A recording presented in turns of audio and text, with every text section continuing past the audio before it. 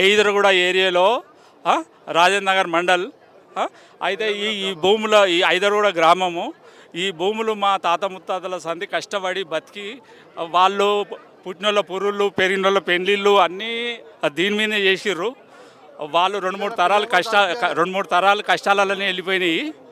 ఇవాళ మా ఏజ్ కూడా 56 57 ఏళ్ళకి వచ్చింది. ఇప్పుడు ఒక్కొక్క ఎకరం మీద ఒక 50 మంది ఉంటారు కుటుంబం, పిల్లలు జల్లలు అంతా కలిపితే. ఈడ చూస్తేనేమో 30 ఎకరాలని కనిపిస్తుంది, కానీ 3000 మంది వెళ్తారు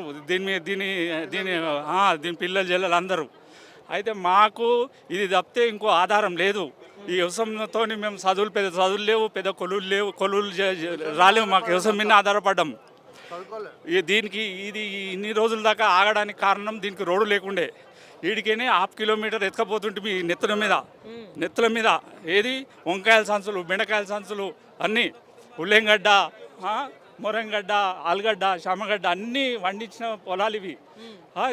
మేము మోసినాం. మరి మీ పంట పొలాలకైతే ఇవి సొంతమైన మీ పంట పొలాలు పట్టగిట్ట అంతా ఉన్నదన్నారు. అవును. మరి ఎందుకు వీళ్ళు సర్వే చేసుకొని పోయి మరి మీ పేదల భూములే కావాలంటారు?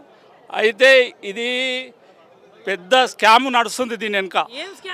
ఏం స్కామ్ అంటే ఇది మూసి పేరిట, ఈ ఏది బాపుగట్టు పేరిట, గాంధీ పేరిట ఇది వ్యాపారం చేయాలనే ఆలోచనలా నడుస్తుంది. ఇప్పుడు సీఎం గారికి నేను ఒకటే మనవి చేస్తున్నా, ఆయనకు దయచేసి ఇప్పుడు గుడి కడుతుండు కదా, శివుని గుడి, దాన్ని ఏమంటారు, మంచిరేవుల కాడ గుడి కడుతుండు కదా శివుంది. ఆ శివునికి 101 కొబ్బరికాయ కొడతా నేను, ఆ శివునికి మొక్కుతున్నా. ఈయన మనసు మార్సు, గరీబుల్లో జోలికి పోకు. ఆ ఫోన్ ఇప్పితే కళ్ళకి నీళ్ళు వస్తున్నాయి మాకే. ఆ ఫోన్ చూస్తే ఒకరొకరు ఇండ్లు కూలగొడితే చిన్న పిల్లల కాడికని, 10 ఏళ్ళ పిల్లల కాడికని, 12 ముసలోళ్ళ దాకా కన్నా బాధలు పడుతుంది. తిండి లేక చేయలేక ఇల్లు కూలగొట్టి అది కూలగొట్టి. ఎందుకు మరి ఇంత పేదల మీదకి హైడ్రాని తీసుకొచ్చుడు, ఈ భూములు లాక్కునుడు, భూములు అయితే ఏదే కానీ ఒక ఇంటి పెద్ద మనిషి కరెక్ట్ లేకపోతే ఇల్లాగమవుతుంది. ఒక ఊరు సర్పంచ్ కరెక్ట్ లేకుంటే ఊరాగం అవుతుంది. అయితే రాష్ట్రానికి ఈ ముఖ్యమంత్రి కరెక్ట్ లేకుంటే రాష్ట్రమాగం అవుతుంది. కరెక్ట్ లేడినా, ఈయననే కరెక్ట్ ఉన్నాడు అంటే ఇంతమంది తిట్లు ఇంతవరకు స్వతంత్రం వచ్చిన నుంచి ఏ సీఎం పడకుండొచ్చు. మొత్తం ఆయన బూతులు మామూలు మాటలు కావాలి చెప్పుకునేటట్టు అందరు వింటున్నాం మనం ఫోన్లలో. ఏం బూతులు, ఏం మాటలు అవి? ఇది ఇంత అవసరమా ఈ బతికే 4 రోజులకు? ఇప్పుడు రాష్ట్రాన్ని ఎందుకంటావు అంటే నీకు ఓట్లేసి మాకు పెద్ద దిక్కుగా పెద్దన లేకుంటావు, పెద్ద మనిషి లేక నిన్ను పెద్ద మనిషిని చేస్తే ఏమంటారు చూడు, ఒక సామెత ఉంది, పెద్ద మనుషులు చెప్తారు, పెద్ద మనిషి అని పెళ్లికి పిలుస్తానంట, అద్దమాడు పసుపు ముడ్డికి రుద్దుకొని పోయిందంట.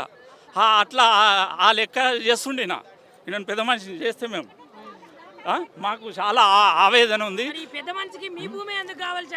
మా భూమి ఎందుకు కావాల్సి వచ్చింది అంటే ఇది కాస్ట్లీ ఏరియా అయింది. ఈడ ఈ 32 ఎకరాలు ఈడ బిట్టు మంచిగా కనిపించింది. ఇది 3,000 కోట్లు 30 ఎకరాలు అంటే వీళ్ళకి ఏదో మూతి మీద అది ఏది టిఫిన్ చేసినట్టు ఇంత ఏదో వాడేసి వీళ్ళని ఇది అది పెట్టి భయభ్రాంతులకు గురి చేసి దీన్ని తీసుకుందామన్న ప్లాన్. ఇప్పుడు భయభ్రాంతులకు గురి చేసినంత మాత్రాన, లేకపోతే మీకు టిఫిన్కి ఇంత ఇచ్చినంత మాత్రాన మీరు ఊకునే పరిస్థితి? మేము పానాలు పోయినా సరే మేము ఎవ్వరికి ఇచ్చేది లేదు. మేము ఎంత దూరమైన వెళ్తామో ఏడికైనా సరే, మేము సావనీకైనా సిద్ధమే, కానీ పొలం మాత్రం ఇవ్వం. ఇప్పుడు మేము 100 ఏళ్ళ సంది దీని మీద ఉండి పట్టభూములలో ఉండి నువ్వు 5 ఏళ్ళు వచ్చి ఇది జీరో చేస్తా అది చేస్తా అంటే నీ పానానికి నీకే గ్యారంటీ లేదు, నా పానానికి నాకే గ్యారంటీ లేదు. నువ్వు జీరో మా పొలం నువ్వు జీరో చేయడానికి నువ్వెవరా? నీకేం హక్కు ఉంది? నీకేం హక్కు చెప్పు. మాకు ఒక్కొక్క నైట్ నిద్ర పడతలేదు దీని గురించి మేలుకొస్తే. ఇప్పుడు కొందరు బీపీలు షుగర్లు ఉన్నాయి. ఇప్పుడు కొందరికి సెంట్లు వేసిన వాళ్ళు ఉన్నారు, భూస్వాములు సెంట్లు వేసుకున్న వాళ్ళు ఉన్నారు. వాళ్ళకి అటాక్లు వచ్చి అవి వచ్చి చనిపోతే ఎవరు బాధ్యత? ఇదంతా నువ్వు ఈ పుణ్యం అంతా నువ్వే కట్టుకుంటున్నావు కదా. ఎవరన్నా పానాలు పోతే ఈ పుణ్యం అంతా నీకే దక్కుతుంది కదా. రైతులకి ఎలాంటి ఇంటిమేషన్ లేకుండా సర్వే స్టేట్మెంట్ ఇవన్నీ చూసి పెద్ద మనుషులు అయితే 3 టైం తినేటోళ్ళు 1 టైం కాలు తప్పిపోయింది. ఇప్పుడు మా నాయనని అక్కడ కూర్చున్నాడు. ఇక్కడ ఏమవుతుంది అనేది ఇక్కడ ఏంది ఇది మనే భూమా అన్న కాడికి వచ్చింది. ఇప్పుడు కాలు తప్పిండి మొత్తం రోజుకో స్టేట్మెంటు. ఇంతమంది ఆగమవుతారు. మరి ఎందుకన్నా మరి మీ భూముల మీదనే ఎందుకు ఊకే మళ్ళా వాటికి సర్వేలు లేవని వాటికి సర్వేలు చేయించుకుంటా అవి ఇవి? సీఎం గాంధీ పేరు చెప్తుండు. గాంధీ పేరేమో గాంధీది, వెనుక పండుగనేమో భూమి మీద పండుగ చేద్దామని చూస్తున్నాడు. అయితే గాంధీ సరోవర్ అనే పేరు కదా పేరు. ఇలా గాంధీ చనిపోయిన గాంధీకి నువ్వు 1000 కోట్లు తెలంగాణ ప్రజల మీద అప్పు తెచ్చి 1000 కోట్లు పెట్టి కడతావు. ఈ మూసిపంటి ఎన్ని 1000 ఇంట్లో ఏమని చెప్పిండు కదా, 1017 ఇంట్లో ఎంత చెప్తుండు కదా, అవన్నీ కలిపితే కూడా అవి కొన్ని 1000 కోట్లు అవుతాయి. అయితే ఈ 1000 కోట్ల ప్రాజెక్టు ఇండ్లు గులగొట్టి తెలంగాణ ప్రజల మీద అందరి మీద అప్పేస్తావా? వేల ప్రకారం ఏమో తీసుకో, రోడ్డు తీసుకో, 50 మీటర్లు తీసుకో, కానీ 32 ఎకరాలు మొత్తం ఇటు తీసుకుంటా మొత్తం తీసుకున్నారంటే ఏం చేస్తాడు? 32 ఎకరాలు తీసుకొని రైతు దీని మీద భక్తులు మొత్తం అందరు రైతులందరూ మొత్తం ఈ భూమి మీద ఆధారపడి ఉన్నారు. పిల్లలకు కూడా చదివించలేరు, మొత్తం వ్యవసాయం చేసుకునే ఉంటుంటాం మేము. ఏమి సీట్లో మొత్తం గలీ చెత్త తీసుకొచ్చి ఇక్కడ పంటలు వేసినాం మేము. ఆలుగడ్డ, పాలకూర, గుడి మార్కెట్ మొత్తం ఈ 3 ఊళ్ళలో మొత్తం ఈ ఊళ్ళో ఉంటుండే కూరగాయలు మొత్తం. భూమి తీసుకొని ఈ భూమికి తగ్గట్టు పైసలు ఇస్తారట కదా మరి. ఎవరు పైసలు మాకు అవసరం లేదు. మాకేం పైసలు తీసుకొని మేమేం చేసుకుంటాం? మాకు అవసరం లేదు, మాకు భూమే కావాలి. మాకు దీని మీద ఆధారపడి ఉంటాం మేము. ఇంకా పైసలు తీసుకొని చేసుకుంటాం మేము. మరి ఇదంతా మీ మంచి కోసానికే చేస్తున్నాం. మాకు అవసరం లేదు, మాకు భూమే కావాలి. మాకు భూమే ఉండాలి. మాకు ఎందుకంటే పైసలు తీసుకొని ఏం చేసుకోవాలి? మేము తింటామా పైసలు?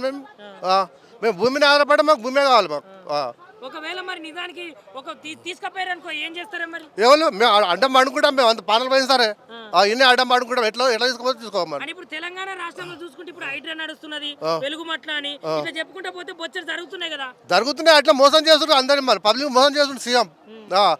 సీఎం అన్నాడు కరెక్ట్ ఉండాలి. కరెక్ట్ లేడు సీఎం. అంటే ఇప్పుడు తెలంగాణ రాష్ట్ర ముఖ్యమంత్రి రేవంత్ రెడ్డి కరెక్ట్ కరెక్ట్ లేడు.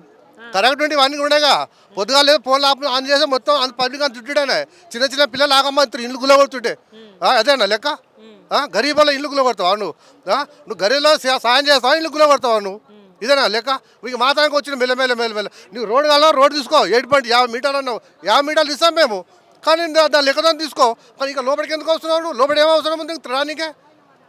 ఆయన వస్తున్నాడు అంటే మరి మీరు ఎందుకు రానిచ్చారు? మేము రాణిస్తలేము. సర్వే చేసుకొని పోయినట్టు కదా. మేము లేవంటే మీరు ఉంటలేము. అందుకని దొంగలే కోసం దొంగలే సర్వే చేసుకొని పోతున్నారు వాళ్ళు. మా రైతులకు విలువాలిగా మరి మాకు. సర్వే చేసుకునేంత వరకు వచ్చిందంటే మరి మీరు ఏమంటలేరనే కదా. అందుకనే ఇవన్నీ ఏర్పాటు చేసినాం. ఇవన్నీ వీళ్ళు పిలిచి అందుకే మీడియా తరంగా అందరూ నిలవాలని చెప్పి మీకు అన్ని ఏర్పాటు చేసినాం మేము. ఈ మీడియా ముఖంగానైతే మరి తెలంగాణ రాష్ట్ర ప్రభుత్వానికి రేవంత్ రెడ్డికి నువ్వేం చెప్పదలుచుకున్నావు? చెప్పాము.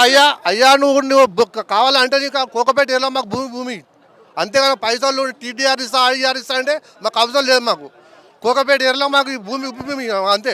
ఒకరొక 2 గుంటలు 3 గుంటలు 5 గుంటలు ఉన్నాయి. ఇక్కడ ఎకరాలు ఉన్నాడు, ఎవరు లేడు. ఒక్కొక్క ఇంట్లో 5-6 మంది ఫ్యామిలీలు ఉన్నాయి. ఎట్లా బతుకుతారు? చిన్న పిల్లలు పెళ్ళిళ్ళకు ఉన్నారు. ఎట్లా చేస్తారు పెళ్ళి? దీని మీద ఆధారపడరు అందరు. రోడ్ల మీద ఎత్తారు కావచ్చు మరి మిమ్మల్ని.